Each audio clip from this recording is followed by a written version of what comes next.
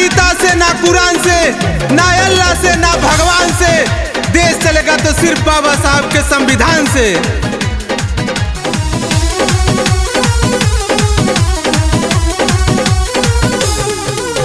बाबा साहब के मानिला बतिया, कानून हथियार बा। बाबा साहब के मानिला बतिया, कानून हथियार बा। संविधान पे आँख देखेबे, संविधान के आँख देखेबे, लिखल मौत तोहार बा। संविधान के आँख देखेबे, लिखल मौत तोहार बा। लहू का कतरा कतरा न्यौछावर कर देंगे, लहू का कतरा कतरा न्यौछावर कर देंगे। मर जाएंगे पर रुख ना करेंगे। तुम लगा लो पूरी ताकत संविधान मिटाने की। कसम है मैं भारत के संविधान की। संविधान मिटाने वालों की हस्ती मिटा देंगे, हस्ती मिटा देंगे।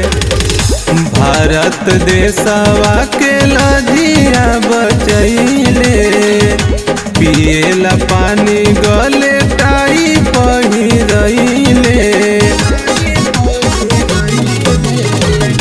भारत देशवा के लजिया बचैले, पिए खातिर पानी गले टाई पहिरैले।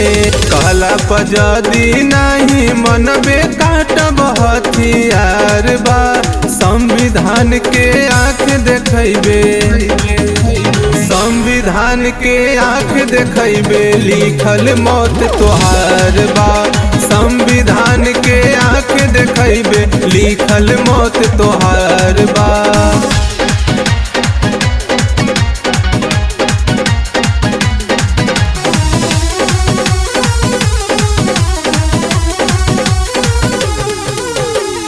संविधान बचल रही तबे देश बाची। जय भीम बोले वाला पीछे नहीं हटी। संविधान बचल रही तबे देश बाची। जय भीम बोले वाला पीछे नहीं हटी। त्रिभुवन विनोद सूरज राहुल लड़ेला तैयार बा। संविधान के आँख देखेबे, संविधान के आँख देखेबे, लिखल मौत तोहार बा। संविधान के आँख देखेबे, लिखल मौत तोहार बा।